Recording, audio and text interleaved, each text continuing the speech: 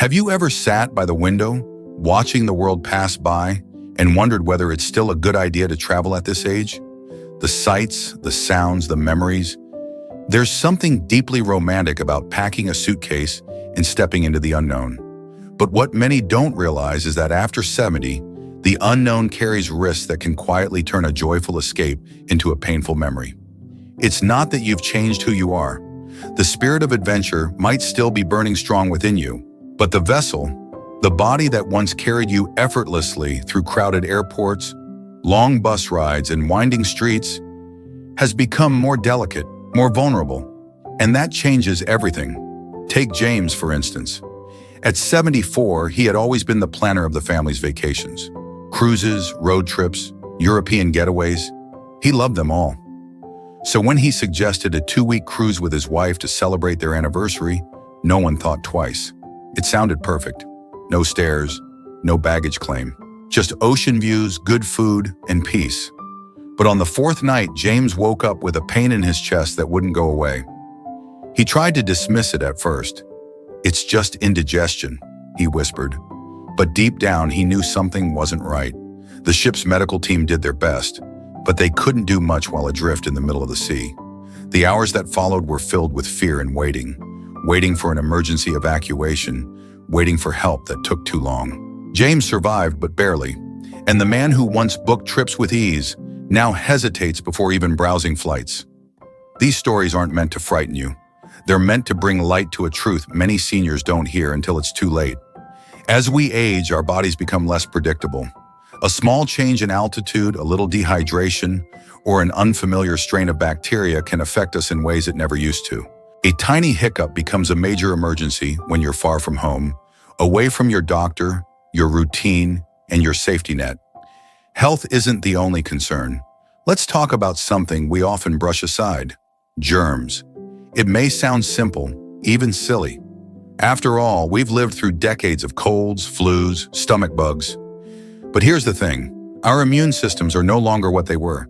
The crowded airport terminals, the shared airplane air, the restaurants with unfamiliar cooking methods, all of it becomes a playground for infections that our bodies might no longer handle well. One wrong bite, one contaminated glass of water, and suddenly you're not sightseeing. You're in a hotel bed, sick, hoping it passes. And while a younger person might shake off a bug with some rest and soup, for someone in their 70s or 80s, that same infection could mean dehydration, hospitalization, even long-term setbacks. It's not just about catching a cold, it's about how hard it is to recover from one. Linda knows that better than anyone. She was 76 when she finally booked her dream trip to Southeast Asia. She had read about the temples, the markets, the food. She was excited and she felt ready. But after just 3 days in the heat and humidity, with local dishes she wasn't used to and long walks under a blazing sun, she came down with a severe stomach bug. What was supposed to be a 10-day journey turned into 5 days of being bedridden in a hotel and a rushed flight home. She lost weight, energy, and confidence. "I felt like my body betrayed me," she later said. "I just wasn't prepared for how hard it would hit." If you're still watching this, and any part of you is nodding quietly, relating to what you've heard so far, just take a moment to comment below. Let me know you're here. It helps us know these stories matter, that they're reaching someone who needs them.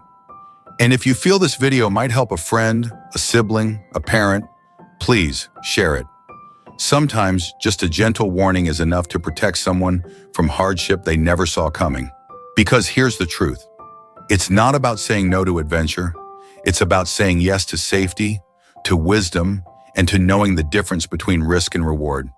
If you're over 70, travel is no longer just about planning what to pack. It's about understanding what your body can and can't handle, and respecting that reality with grace. In the next part, we'll look deeper into something that many seniors overlook until it's too late. Not illness, not accidents, but fatigue, the kind that doesn't leave after a nap, the kind that changes the whole tone of your journey. Stay with me. The thing about exhaustion is that it creeps in quietly. It doesn't announce itself with a bang. It shows up as a little more effort to stand after sitting. A few extra seconds needed to gather your balance. A heaviness in the chest that wasn't there before. And in the rush of travel, Between flights, transfers, new beds, and new routines, that quiet fatigue becomes something else entirely. Richard had always been the strong one in his family, the kind of man who carried everyone's bags, who never napped, who stayed up late making sure everyone was comfortable when they traveled. So when he retired and decided to treat his wife to a vacation overseas, everyone was thrilled. He booked the flights, planned the tours, even mapped out restaurants to try. It was going to be perfect. But after a 10-hour flight and a long layover, followed by the unfamiliar pressure of adjusting to a 6-hour time difference, something changed. On the second morning of their trip, Richard could barely get out of bed. His legs ached, his head throbbed, his whole body felt like it had aged 10 years overnight, and it didn't get better. He dozed off during the museum tour. He had to sit out half the excursions. His wife walked through ancient ruins alone, while he rested on a bench nearby. "I didn't feel like myself," he said, "and it scared me." We often think of travel as something invigorating, but for older bodies, it can be the opposite. The early morning alarms, the long lines at airport security, the unfamiliar beds and pillows, they add up. Sleep becomes fragmented, meals are irregular, hydration is forgotten between activities, and slowly, the joy of travel turns into a struggle to keep going.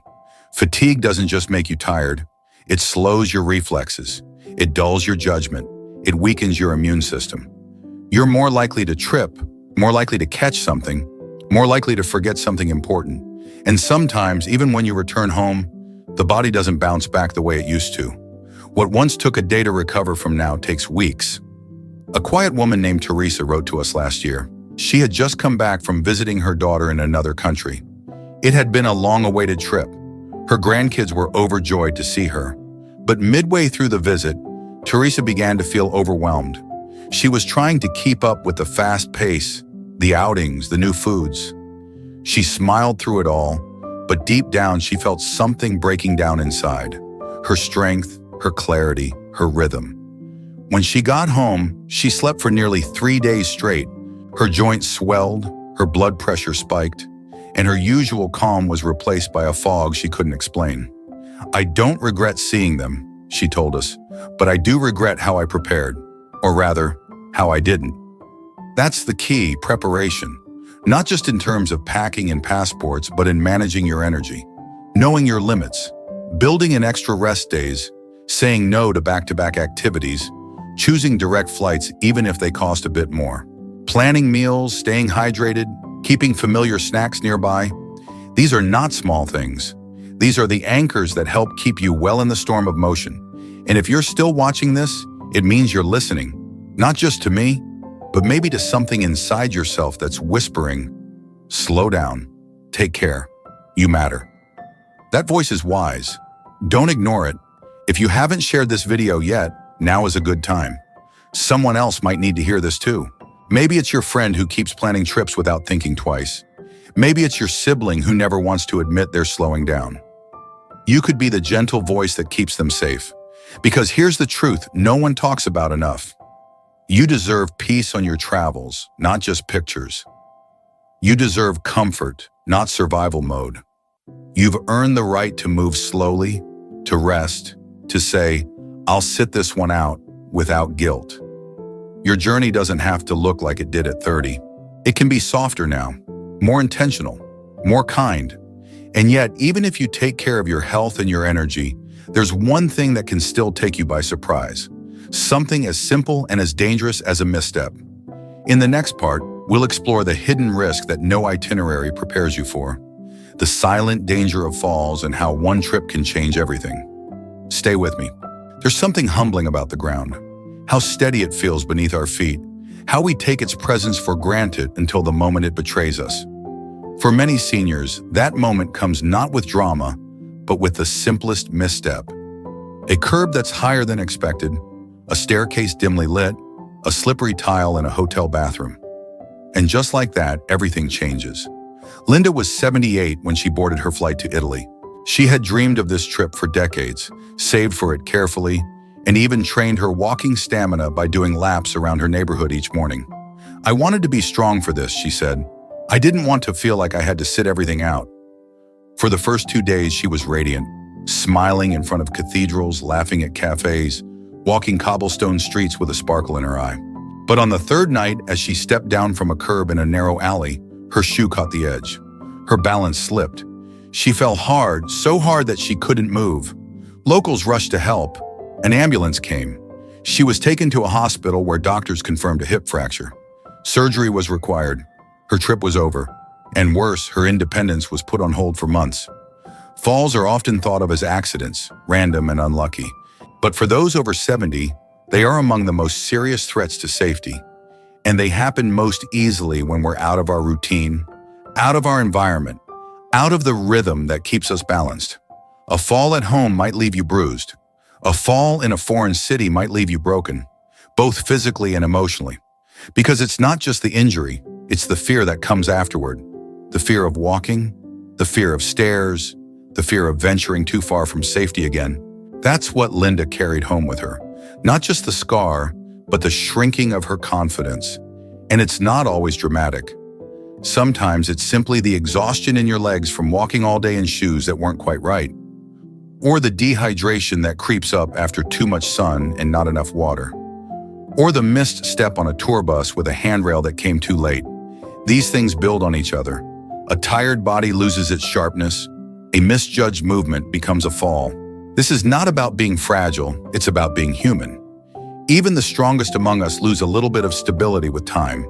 Our joints stiffen, our muscles soften, our reflexes slow. Add to that unfamiliar terrain, historic streets, marble floors, unpredictable weather, and the risk compounds.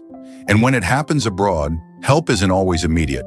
Some destinations don't have modern hospitals nearby. Language barriers delay treatment. Insurance might not cover emergency care. You're far from your doctor, your family, your comfort zone. What could have been a simple checkup at home becomes a nightmarish ordeal in a place you don't understand. So how do we protect ourselves without giving up the joy of seeing new places? It begins with awareness. Knowing that your legs might not move the same way they used to isn't a defeat. It's wisdom. Bringing supportive shoes, using walking sticks, taking breaks often, avoiding poorly lit paths, choosing accommodations with elevators rather than stairs. These aren't signs of weakness. They are signs of someone who values their body enough to care for it properly. If you're still here with me, I want to say thank you, truly, because listening to this, absorbing it, considering your next trip with more care, that's not giving up. That's courage. That's self-love. And if you're watching this for a loved one, that's love too. The kind that keeps someone from harm just by being informed. Leave a comment below if you've ever had a close call or if you've found ways to make travel safer in your senior years. Your story might help someone else more than you know. And if this video has helped you reflect, share it. Pass it along to a sibling, a friend, a travel group you know. We're not here to tell anyone to stop living. We're here to help them keep living well. But there's one more danger we haven't talked about yet. It's not about illness or falls or fatigue. It's about the one thing we often forget to consider until it's already too late: money. In the next part, we'll explore the hidden financial traps of traveling after 70 and how even the most prepared seniors can be caught off guard. Don't miss it. It's easy to think of travel as a luxury we've earned, the reward after a lifetime of hard work and sacrifice. The plane tickets, the cruise packages, the carefully curated itineraries, all paid for with money we've saved over years, sometimes decades. But what many seniors don't realize is how easily that security can unravel with just one unexpected turn. And often, it's not the destination that drains you. It's the invisible costs waiting along the way. George had always been careful with money. He clipped coupons, researched everything twice, and never made a purchase without reading the reviews. So when he found a beautiful resort package online for a tropical island escape, something that looked too good to be true, he double-checked, even triple-checked. But excitement has a way of clouding even the sharpest instincts. He clicked book now. The payment went through. The confirmation email looked official. Bags were packed. He was ready. But when George arrived at the island airport, tired but smiling, the hotel shuttle never came.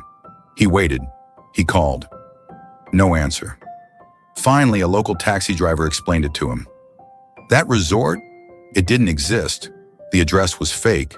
The website, a scam. And just like that, George's savings disappeared into thin air. He spent the rest of the trip scrambling for a last-minute place to stay, paying twice what he'd budgeted, and trying not to feel ashamed. "I thought I was too old to fall for things like that," he later said, "but I wasn't." That's the hidden truth about travel after 70. It's not just the body that's more vulnerable. Sometimes it's the trust. Scammers target seniors because they know we're less likely to spot the red flags. Fake booking sites, overpriced taxis, counterfeit souvenirs, pickpockets who smile like friends. These aren't rare stories. They're increasingly common. But it's not just scams. There are the unplanned expenses no one tells you about until you're facing them. A delayed flight that forces an overnight hotel stay. A lost bag that requires emergency clothing purchases. A sudden illness that isn't covered by your regular health insurance. One trip cancellation caused by a fall, a fever, or just a doctor's caution, and you could lose thousands of dollars if you don't have the right travel insurance. Too many seniors assume their health plan will protect them abroad. But most don't. They cover domestic care, maybe some urgent care in special cases, but not emergency surgery in another country, not evacuation flights, not long hospital stays. And even if they do, the paperwork, the language barrier, the coordination, it's overwhelming when you're already feeling sick and far from home. Teresa, a soft-spoken grandmother of 5, found this out the hard way. She developed a gallbladder infection on day 6 of her dream trip to South America. The pain was unbearable. She ended up in a rural clinic, unable to speak the language, terrified, with bills piling up by the hour. Her U.S. health insurance covered none of it. It took her daughter back home a week of phone calls and paperwork just to get her on a flight back to the States. The entire ordeal cost them nearly $12,000. "If I'd known," Teresa said quietly, "I would have stayed home." And here's the cruel irony. Travel is supposed to give us peace, a break, a memory. But for seniors without the right safety nets, it can quickly become the exact opposite, a source of stress, confusion, and regret. If you're still watching this and it's made you pause for a moment, that's a good thing. Not because I want you to be afraid, but because I want you to be aware. Maybe you've already booked your next trip. Maybe you've been hesitant, unsure whether to go or stay. Wherever you are in that decision, remember this. Preparation is no longer optional, it's essential. Look into real travel insurance, the kind that covers evacuation, cancellations, and overseas treatment. Don't rely on assumptions. Ask questions, double-check policies. If something feels too cheap, too easy, or too good to be true, it probably is. And when you're planning, leave space in your budget for the unexpected. Because travel, no matter how carefully planned, always carries surprises. And if you found this video helpful, please take a moment to share it. Not just with those who travel often, but with those who might be booking their first trip in years. You could save them not just money, but heartache. We've talked about the body. We've talked about fatigue. We've talked about accidents and financial traps. But there's one more hidden danger left. Perhaps the most subtle and yet the most powerful of all. The deep shift in emotional resilience that can happen when the world feels too fast, too unfamiliar, too far from home. That's what we'll explore in our final part. Stay close. There's a kind of silence that only comes after a long journey. The kind where you unpack your bags, sit on the edge of your bed, and feel everything catch up with you. The motion, the crowds, the noise, the newness. For some, that silence feels peaceful. But for many seniors, it comes with something harder to name: emotional fatigue. A quiet sense that the world has moved a little too fast, that the joy was harder to find than expected, that you feel older than when you left. We don't talk enough about that feeling, about what happens inside us, not our joints, not our hearts, but our sense of self when we travel far from what is familiar.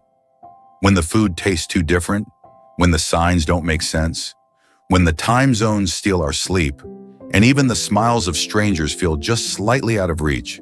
It can be disorienting, even if everything goes right. And if something goes wrong, it can be deeply isolating. Jeanne, an 82-year-old woman with a gentle voice and a brave spirit, shared a story that has stayed with me ever since. She had always loved traveling, solo trips no less. "I loved the adventure of it," she said. I felt young every time I boarded a plane. But on her last trip, a simple flight to visit an old friend, something shifted. The airport seemed louder than she remembered. The staff rushed and impatient. The security line confusing. She missed a gate change announcement and had to run to catch her flight. By the time she arrived, she was exhausted, not just in her legs, but in her spirit. Her friend greeted her with joy, but Jean couldn't shake the feeling that she no longer belonged in that version of travel, that it had left her behind. It wasn't the flight, she said. It was the realization that I don't want to chase anymore. I want peace now, familiarity, safety. That truth, spoken so gently, echoes in the hearts of many seniors who may not have the words for it. It's not weakness, it's wisdom. It's not fear, it's clarity. Knowing what nourishes you now, what drains you, what truly brings you joy at this stage of life is a kind of mastery most people never reach. And sometimes what brings you joy isn't a flight or a cruise. It's a quiet morning on your porch, a walk through your neighborhood, a weekend with family, a visit to a local museum or a park you've passed 100 times but never explored. These experiences don't require passports or risk. They require presence. They require you. And they are enough. If you've been with me through this video, I want to say thank you, not just for watching, but for reflecting, for staying open to what your heart already knows. That your health, your comfort, your peace of mind, they matter more than any destination. Travel is not the enemy, but the myth that we must keep moving to feel alive, that needs to be questioned. Because sometimes the most powerful journeys are the ones we take inward, the ones that ask, what do I really need right now? What would truly make me feel whole? If this message has spoken to you, even in a small way, please consider sharing it. Not as a warning, but as a gift. A reminder that after 70, you don't owe the world another adventure. You owe yourself gentleness, preparation, and choice. And if you'd like to support this channel, don't forget to like, subscribe, and turn on notifications. But more than anything, leave a comment. Tell us, what's one thing you've learned about yourself when you travel? Or one thing you've come to appreciate about staying home? Because these stories, yours and mine, are how we stay connected. And connection in the end is the greatest journey of all. We'll see you in the next video. Until then, travel safe. Or better yet, rest well.